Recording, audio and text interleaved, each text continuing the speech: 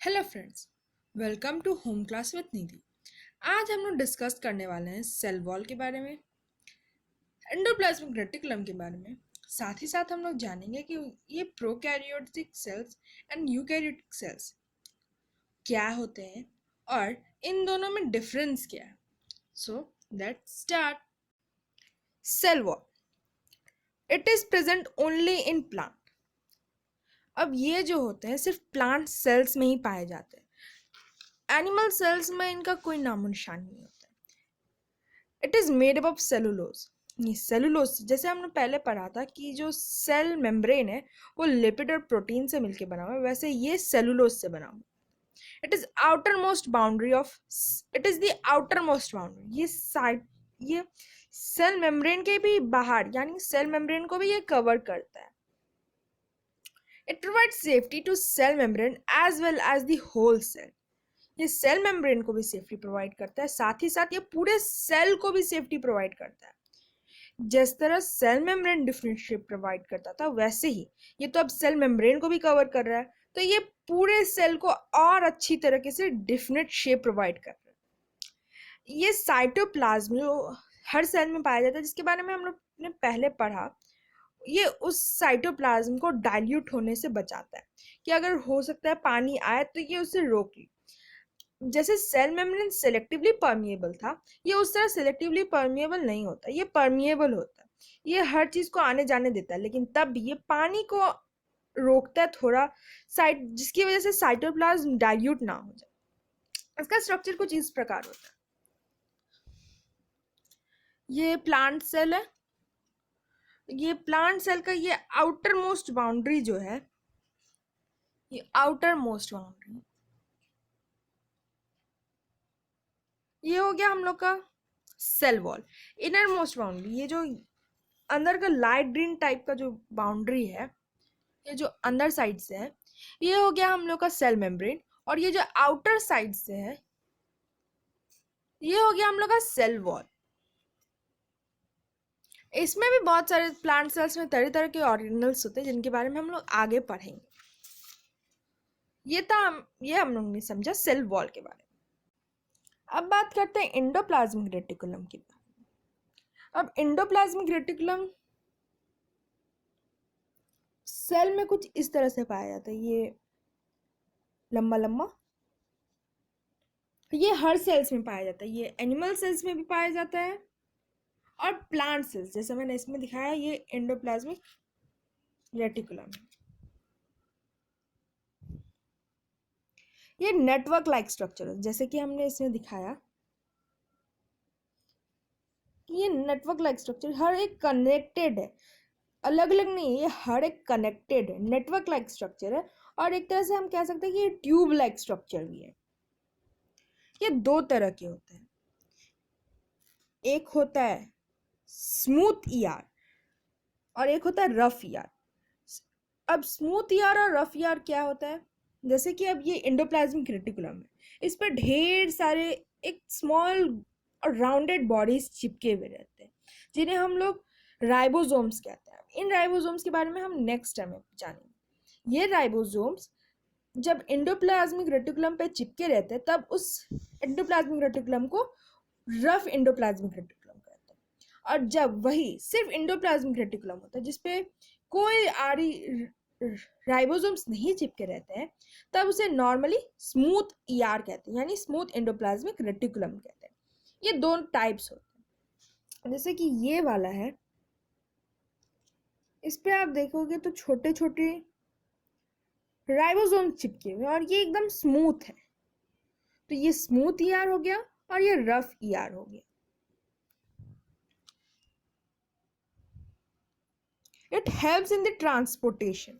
अब जैसा कि मैंने दिखाया कि ये न्यूक्लियस से लेके सेल मेम्ब्रेन तक है, तो इसका मतलब ये कि जो न्यूक्लियस से लेके सेल के बाहर जो जाने का चीज़ है, उसको ये जाने में रास्ता दे रहा है।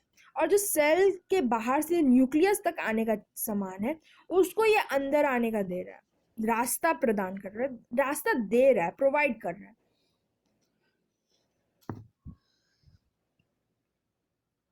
It is attach from nucleus to cell membrane, जैसे कि मैंने कहा कि ये सेल मेम्ब्रेन से न्यूक्लियस तक अटैच रहता है।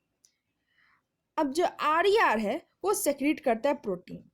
ये जो आर है, रफ एंडोप्लाज्मिक रेटिकुलम जो है वो क्या सेक्रेट करता है, तो वो प्रोटीन सेक्रेट करता है। SCR helps in membrane biogenesis. अब ये मेम्ब्रेन बायोजेनेसिस क्या होता है, तो जो सेल का जो ये मेम्ब्रेन है, ये जब ब्रेक डाउन होता है तो उसको बनने में, अब जैसे कि हम लोग पहले पहले टाइम पे पढ़ा कि सेल मेम्ब्रेन जो होता है वो लिपिड और प्रोटीन से मिलकर बना होता है। तो SCR क्या सेक्रेट करता है, SCR लिपिड सेक्रेट करता है, लिपिड यानी फैट सेक्रेट करता है।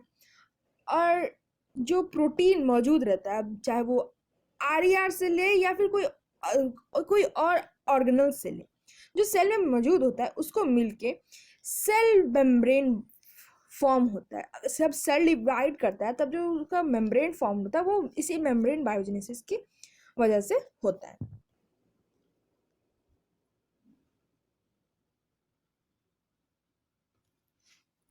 SCR जो है वो डिटॉक्सिफाई पॉइजन्स, ये पॉइजन्स को भी डिटॉक्सिफाई करता है। अब जैसे कोई जर्म्स या हम लोग ने लिया जो टॉक्सिक है, वो हम लोग के लिए टॉक्सिक है, तो उस चीज को ये SCR डिटॉक्सिफाई कर देता है। ये हम लोग ने जाना एंडोप्लाज्मिक रेटिकुलम के बारे में। अब हम लोग जानते हैं प्रोकैरियोट्स और यूकैरियोट्स के बारे में। अब जो ऑर्गेनिज्म जिनके पास प्रोकैरियोटिक सेल्स होंगे उन्हें प्रोकैरियोट्स कहते हैं, और जिनके पास यूकैरियोटिक सेल्स होंगे उन्हें यूकैरियोट्स कहते हैं। अब प्रोकैरियोट्स कैसे होते हैं, तो ये सिंगल सेल ही ऑर्गेनिज्म होता है। अब ये सिंगल सेल ही ऑर्गेनिज्म होते हैं। अब इनके पास ट्रू न्यूक्लियस नहीं होता, जैसे कि मैंने न्यूक्लियस के को बताते हुए कहा था कि न्यूक्लियस ऐसा होता है कि बहुत सारे सेल्स में ट्रू न्यूक्लियस ही नहीं पाया जाता, वो इसी प्रोकैरियोट्स में होते हैं। इस प्रोकैरियोटिक में ट्रू न्यूक्लियस नहीं पाया जाता।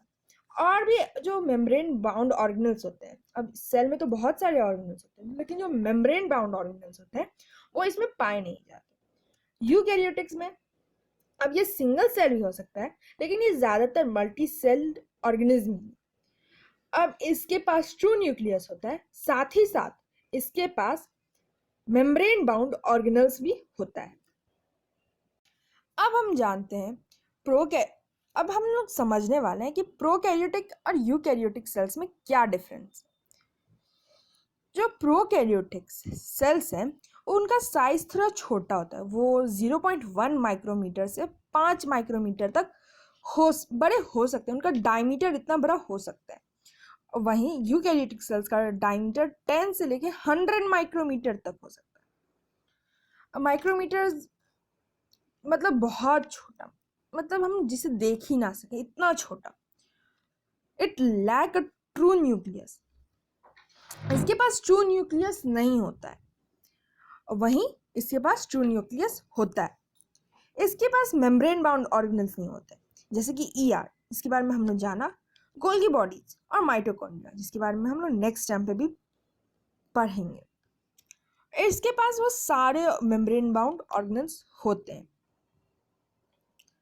अब राइबोसोम्स, जिसके बारे में हम लोग ने ER में पढ़ा कि ये ER से अटैच्ड रहते हैं, वो इसमें प्रोकैरियोटिक्स में छोटे होते हैं। अब जब ER ही नहीं है तो वो ऑब्वियसली साइटोप्लाज्म में ही लाई कर रहे होंगे, वही कि ये ribosomes are smaller and scattered in cytoplasm.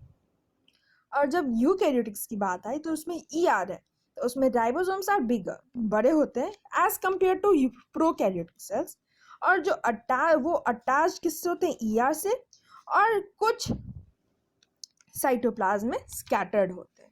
इसमें और भी डिफरेंस होता है लेकिन अभी हमें इतना ही जानना ज़रूरी था जितना अभी हमने जाना।